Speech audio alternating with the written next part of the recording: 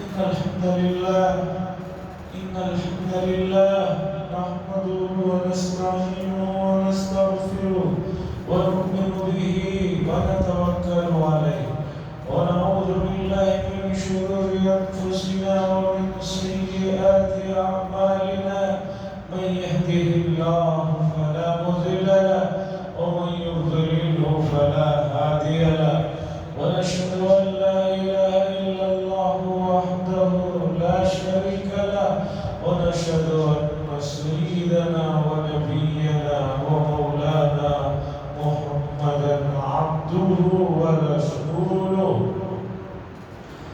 أرسله الله تعالى إلى كافة الناس بشيرا ونذيرا أما بعد فإن أصدق الحديث كتاب الله وخير الهدي هدي محمد صلى الله عليه وسلم وشر الأمور محدثاتها وكل محدثة بدعة وكل بدعة ضلالة وكل ضلالة في النار. قال الله تبارك وتعالى في القرآن المجيد والفرقان الحميد أفحكم الجاهلية يبغون ومن أحسن من الله حكما لقوم يوقنون. وقال تعالى إن الدين عند الله الإسلام. وقال تعالى ومن يبتغي غير الإسلام دينا فلن يقبل منه. وقال صلى الله عليه وسلم لا يؤمن أحدكم حتى يكون هواه تبعا لما جئت به أو كما قال صلى الله عليه وسلم. عزیزان محترم، ذوالحجہ کا مہینہ تیزی سے رخصت ہو رہا ہے. ایک نئے سال میں ہم لوگ داخل ہونے جا رہے ہیں اور یقین مانیے جب سے دنیا بنی ہے اور اللہ بہتر جانتے ہیں کب تک دنیا رہے گی، اس لیے کہ قیامت کا علم صرف اور صرف حضرت حق جل مجدہ کو ہے.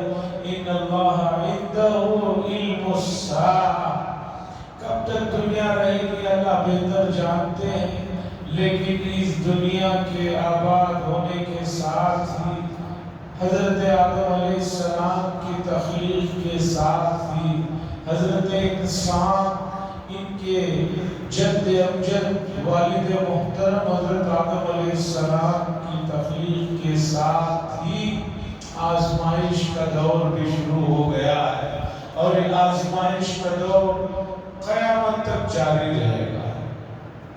اگر آپ یہ سوچتے ہیں کہ اس دنیا میں بغیر آزمائش کی، بغیر کسی تگ و دور کے آپ زندگی گزار لیں گے تو یہ ناممکن ہے.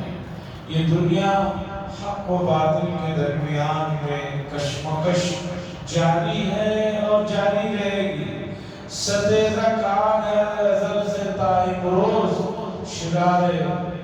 چراغ مصطفی سے چراغ بولہبی. ڈاکٹر اقبال صاحب نے فرمایا کہ جنگ کا میدان ہے، اس میں رسول اللہ صلی اللہ علیہ وسلم کے جو طور طریقے ہیں اس کے ساتھ جو ہے خباثت شیاطین کی وہ لگی ہوئی ہیں، وہ جاری رہیں گی قیامت آنے تک. اب قیامت کب آئے گی اس کا علم تو اللہ کو ہے. تو ہر انسان کے لیے قیامت اس کی اپنی زندگی کے آخری دن موت تک ہے. جو ہی اس کی موت واقع ہوئی اس کی قیامت شروع ہو جائے گی. تو اس لیے ہر انسان کو اپنی زندگی جس کا کسی کو کوئی بھروسہ نہیں کہ کب تک کون جیے گا، کب اس کی موت آئے گی، کسی کو نہیں معلوم. عمر متعین نہیں، صحت کو لے کر مسئلہ متعین نہیں ہے. بہت سے تندرست لوگ رات میں سوتے صبح اٹھتے ہی نہیں ہیں. ابھی ایک بڑے ڈاکٹر کی ریسرچ آئی اس پر کہ یہ رات میں ایک آدمی جو تندرست سوتا ہے جسے کوئی بیماری نہیں ہوتی، نہ اسے شوگر ہے نہ اسے بی پی ہے، کوئی مسئلہ نہیں، پھر رات میں ہارٹ اٹیک کی وجہ سے جو انتقال ہو جاتا اس کی وجہ کیا ہے؟ ان بڑے ڈاکٹر نے جو بات لکھی ہے وہ دل و دماغ کو قبول کرنے کو چاہتی ہے، اور وہ اس لیے سنا رہا ہے کہ شریعت کے جو طور طریقے ہیں ان سے ہٹ کر جو بھی آدمی زندگی گزارتا ہے اس کے لیے مشکلات ہیں۔ ان ڈاکٹر نے لکھا ہے کہ اس کی وجہ یہ ہوتی ہے کہ آدمی رات بہت دیر گئے کھانا کھاتا ہے اور خوب کھاتا ہے، اور اس کے بعد اوپر سے خوب پانی بھی پیتا ہے، بعض مرتبہ دودھ بھی پیتا ہے، اب سو جاتا ہے، بستر پر کھاتا ہے وہیں سو جاتا ہے۔ اب جب سو جاتا ہے تو سانس لینے کے لیے مسئلہ پیش آ جاتا ہے، تو کھانا زیادہ کھانے کی وجہ سے، کھانا ہضم نہ ہونے کی وجہ سے جب ڈکار آتی ہے تو اس ڈکار کے ساتھ کھانے کے کچھ ذرات اوپر کی طرف جب آتے ہیں تو وہ سانس کی نالی میں خلط ملط ہو جاتے ہیں، جس کے بعد جو ہے سانس دوبھر ہو جاتی ہے، پھر آدمی کا انتقال ہو جاتا ہے۔ میں نے کہا بالکل صحیح، اس لیے کہ جب حدیث نے آپ کو تاکید دی کہ رات میں دیر سے مت سو، آپ رات کو دیر سے سو رہے ہیں، حدیث نے تاکید دی کہ آدمی کو ہر وقت شام کا خاص طور پر کھانا ہلکا کھانا چاہیے۔ آپ جو ہے اتنا زیادہ کھاتے ہیں کہ کوئی جگہ نہ رہے، تو اب پانی کا کام پھر اس سے اندر جانا ہے، پھر سانس کا کام تو مستقل ہے۔ اور حدیث نے بتایا کہ بھئی رات میں کھانے کے بعد آدمی کو تھوڑی چہل قدمی ہو جانی چاہیے۔ عربی کا ایک مشہور جملہ ہے عشاء مشاء، شام کا کھاؤ، تھوڑا واکنگ کر لو، کچھ کام کر لو۔ اب رات کے کھانے اور سونے میں جب گیپ نہیں رہے گا تو یہ حادثات پیش آئیں گے۔ آدمی کو کوئی بیماری نہیں، سب پریشان ہوتے ہیں، ان کو تو کوئی بیماری نہیں تھی، کبھی ہارٹ بھی نہیں تھا، نہ بی پی تھی، شوگر تھی، کیسے انتقال ہوگا؟ تندرست آدمی تھا۔ ڈاکٹروں نے بتایا کہ اس کی وجہ یہ ہے کہ اتنا زیادہ کھانے کی وجہ سے واکنگ بھی نہیں ہے، اور سو جانے کی وجہ سے جو ڈکار آتی ہے ہاضمے کے وقت میں، وہ کھانے کے ذرات سانس کی نالی میں شفٹ ہو کر جو ہے سانس کا جو ہے حلقہ روک دیتے ہیں، جس کی وجہ سے آدمی چل بسے۔ حدیث پر عمل کر لے آدمی، کھانے میں ہو، پینے میں ہو، سونے میں ہو، اٹھنے میں ہو، بیٹھنے میں ہو۔ ماہرین اس بات کو مانتے ہیں کہ اسلام کے چھوٹے چھوٹے طور طریقے بھی جن کے کرنے پر بے شمار ثواب ہے، جن کے کرنے پر بے شمار نیکیاں ہیں، وہ انسان کی صحت کے لیے بہت مفید ہیں اور بہت زیادہ فائدہ پہنچانے والے۔ آپ شام میں سونے کے طریقے کو دیکھ لیجئے، حدیث میں ہے کہ آدمی باوضو سوئے۔ باوضو سونے کا ایک سب سے بڑا فائدہ یہ ہے کہ اگر اس رات میں اس کا انتقال ہو جائے تو حدیث میں ہے کہ اسلام پر اس کا انتقال ہوگا۔ نمبر 2، باوضو سونے سے آدمی رات میں شیطانی وساوس اور گندے خیالات سے محفوظ رہتا ہے۔ بہت سے لوگ کہتے ہیں کہ بھئی رات میں بڑی بے چینی تھی، بڑا عجیب عالم تھا، عجیب عجیب خواب نظر آتے ہیں، یہ سب شیطانی وساوس ہوتے ہیں۔ حدیث نے بتایا کہ آدمی باوضو سوئے، باوضو رہے تو اس سے شیطانی فتنوں سے وہ محفوظ رہے۔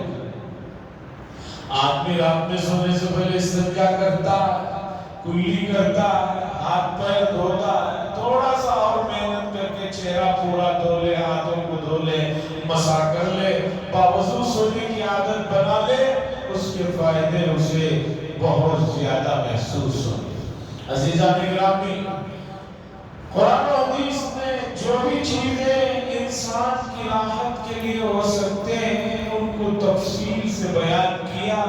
خاص طور پر کھانے پینے سے متعلق یہ لیجیے کہ پانی کو کھڑے ہو کر نہ پئیں۔ حدیث میں ماہرین مانتے ہیں کہ کھڑے ہو کر پانی پینا یا کوئی بھی مشروب کھڑے ہو کر پینے سے سب سے زیادہ اس سے کڈنیاں متاثر ہوتی ہیں۔ ڈائریکٹ لوڈ اس پر پڑتا ہے جس کی وجہ سے کڈنیاں متاثر ہوتی ہیں، اور آج کڈنیوں کا مسئلہ عام ہوتا جا رہا ہے۔ جو چیز پہلے کبھی کبھی کسی کے بارے میں سنتے تھے اب وہ عام ہوتا جا رہا ہے۔ ایک وجہ یہ بھی بنتی ہے، اور اب تو کھڑے ہو کر کھانا پینا تہذیب اور بہت بڑا جو ہے وہ اپنے آپ کو روشن خیالات بھی کرتا ہے۔ اب تو بڑی بڑی شادیوں میں دعوتوں میں کھڑے ہو کر کھانا ایک فیشن بن گیا ہے۔ اسی طرح حدیث میں ہے کہ آدمی کھائے پیے تو کچھ حضول ہے، پی رہا ہے تو جو ہے 3 سانسوں میں پیے، اور سانس پینے کی چیز میں نہ لے، اور زیادہ گرم نہ کھائے۔ بہت زیادہ گرم کھانے پینے سے بھی شریعت نے منع کیا، اس لیے کہ اس میں پہلی بات حدیث میں ہے کہ برکت نہیں ہوتی، اور دوسری بات انسان کی صحت کے لیے جو نقصان ہے، بے برکت کی جو بھی چیزیں پیٹ میں جاتی ہیں ان کے لیے مسئلہ ہے۔ مکہ المکرمہ میں ایک صاحب، اللہ بہتر جانتے ہیں کہ ابھی باحیات نہیں ہے، نہیں، میں جس زمانے میں رہتا تھا اس زمانے میں ہی ان کی عمر 100 سال ہو گئی تھی، اور اتنا تیز چلتے تھے۔ مکہ المکرمہ پہاڑوں کا اونچائی نیچائی کا شہر ہے، اتنا تیزی سے چلتے تھے۔ ہم نے ایک مرتبہ ہم سے پوچھا کہ آپ کی غذا کیا ہے، آپ کی صحت کا راز کیا ہے؟ انہوں نے جو بات بتائی شاید آپ کے لیے حیران تھا۔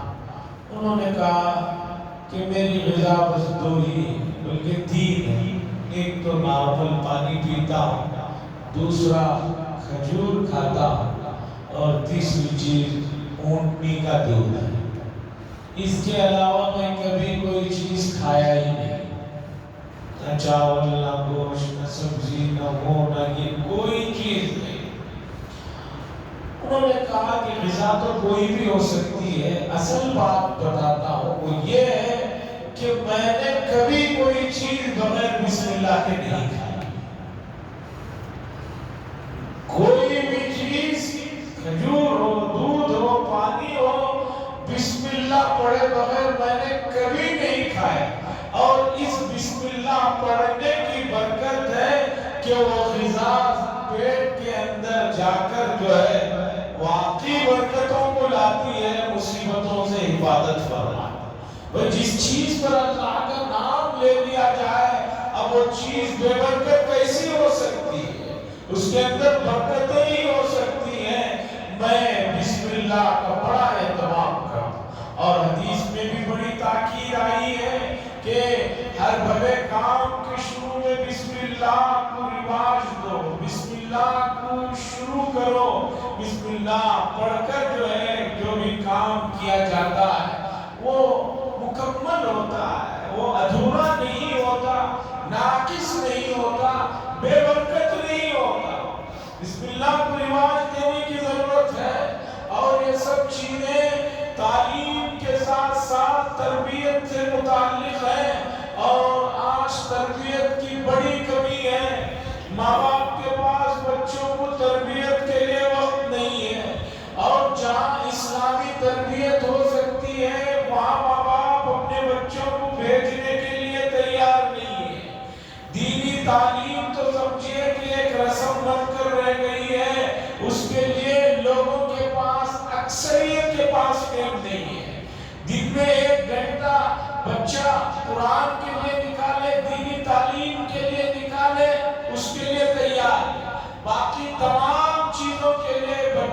پاس اور ان کے ماں باپ کے پاس وقت ہے، دینی تعلیم کے لیے وقت نہیں۔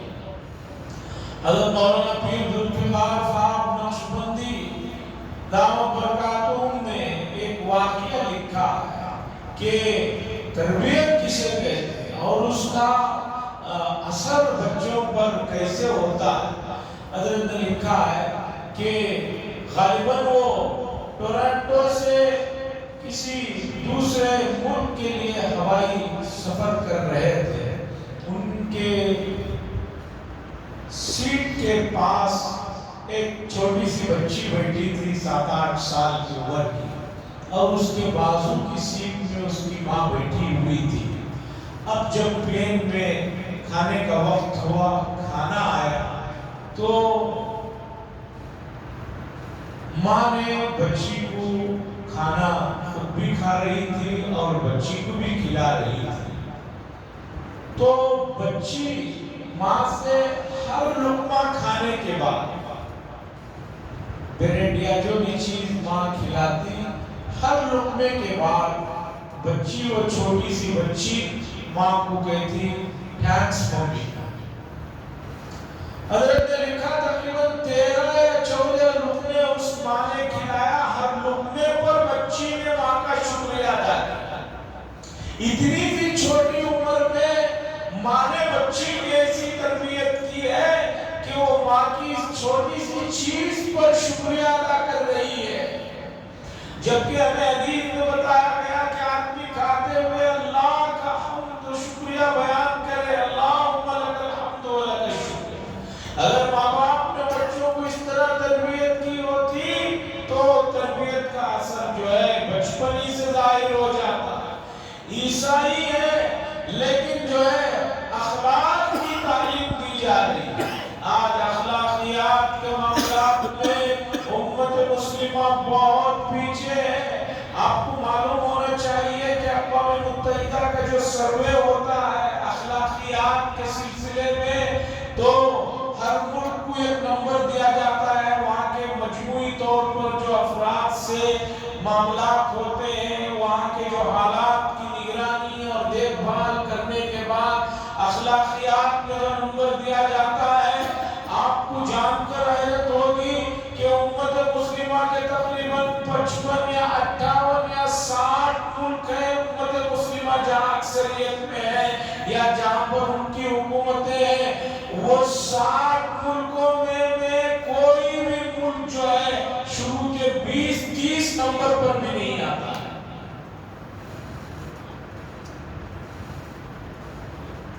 شروع کے پہلا نمبر، دوسرا، تیسرا، 10 تک کا چھوڑیے، شروع کے 30 نمبرات تک بھی جو ہے کوئی مسلمان ملک کا نمبر نہیں آتا ہے۔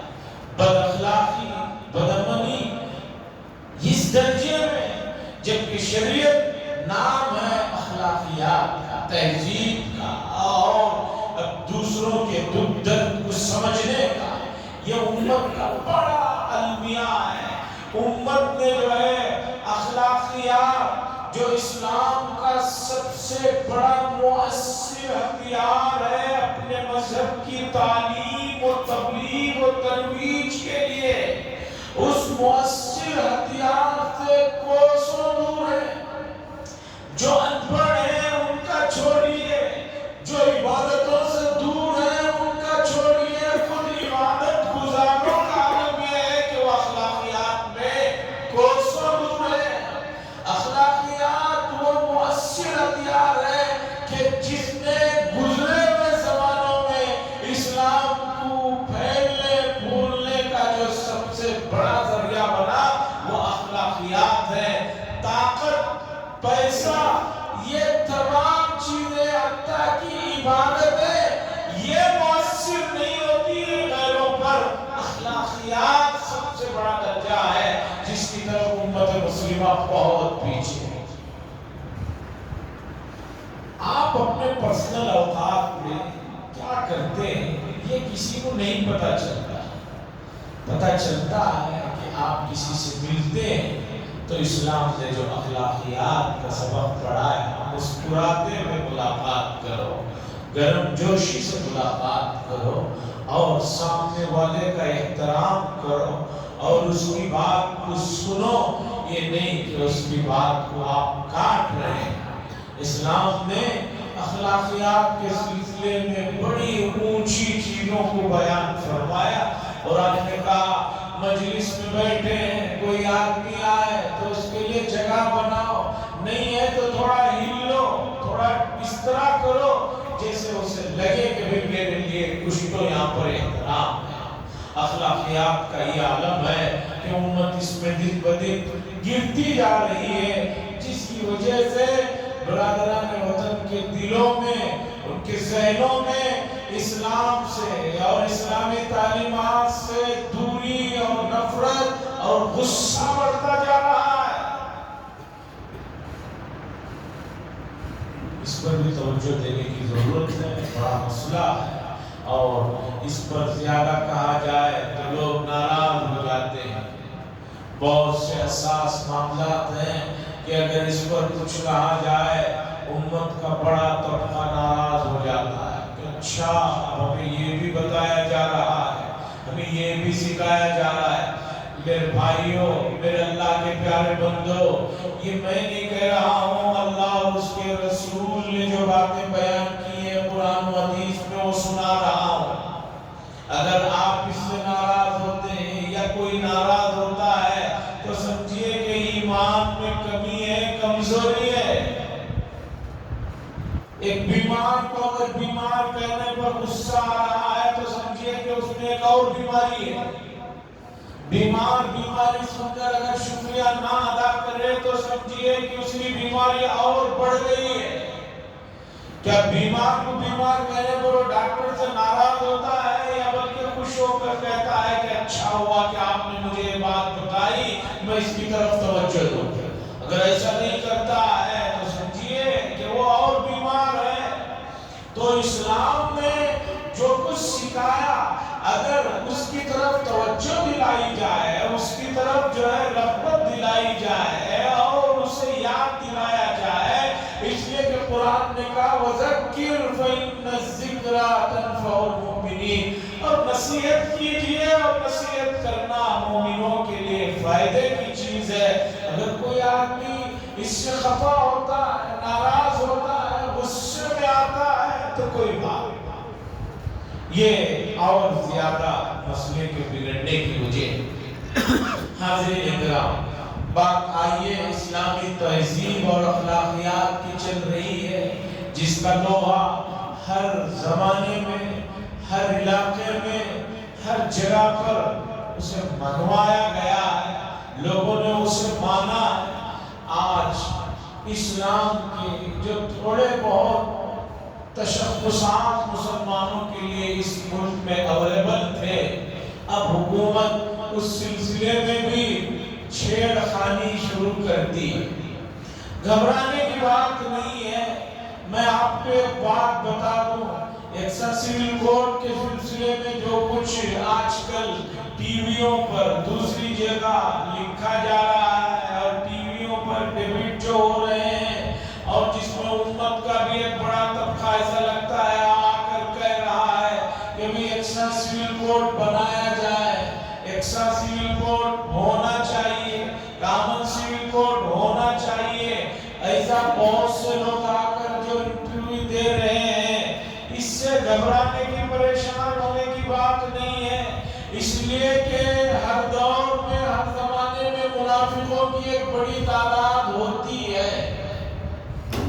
حضرت عثمان بن عفان رضی اللہ تعالیٰ عنہ کی شہادت سے لے کر آج تک کی تاریخ کا مطالعہ کیجئے، آپ کو ملے گا کہ امت میں منافقوں کا ایک طبقہ رہتا ہے، ایسا طبقہ ابھی بھی ہے، وہ طبقہ آ کر کہہ رہا ہے کہ بھئی کامن سیول کوڈ میں کیا پریشانی ہے، ملک کا ایک قانون ہو جائے تو کیا پریشانی ہے، جب ٹریفک کے لیے ایک قانون ہے جس میں پورے ملک کی پبلک ایک ہے، فوجداری قوانین ایک ہے، تو یہ چیزوں میں بھی اگر نکاح میں، طلاق میں، وراثت میں، ہبہ میں، اس میں بھی اگر یہ قانون ہو جائے تو کیا پریشانی ہے؟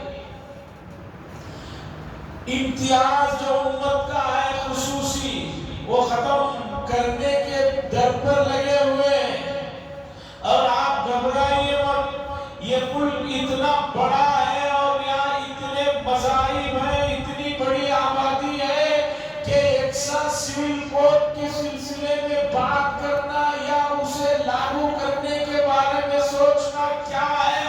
میں بتاتا ہوں اس بڑے آدمی کی بات جس نے اس ملک کے دستور کو بنانے میں جن کا بڑا رول ہے۔ امبیڈکر صاحب نے کہا ہے کہ یکساں سول کوڈ کو نافذ کرنا یا اسے لاگو کرنے کے سلسلے میں کوشش کرنا کسی پاگل حکومت ہی کا کام ہو سکتا ہے، کوئی صحیح آدمی اس کے بارے میں سوچ لے۔ قوانین بنانے والے صاحب نے یہ بات لکھی ہے، ملک میں اتنے مذاہب ہیں، اتنی تہذیبیں ہیں اور ہر تہذیب کے اپنے اپنے الگ تشخصات ہیں۔ اب میں آپ کو بتاتا ہوں کہ ہمیں کیا کرنا ہے۔ آپ ایک بات سنیے، بڑے غور کی اور توجہ کی طلبگار ہے یہ بات۔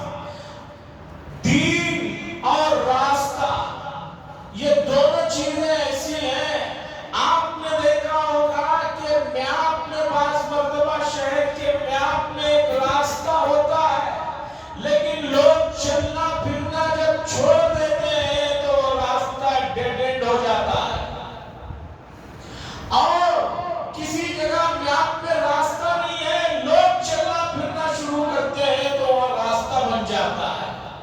یہ جو دین پیارے نبی صلی اللہ علیہ وسلم نے ہمیں دیا ہے، اگر ہم اس دین پر پابندی کے ساتھ بڑی محبت سے، عقیدت سے، چاہت سے، خوش دلی کے ساتھ اس دین پر ہم چلتے رہیں گے تو دین کبھی نہیں مٹے گا۔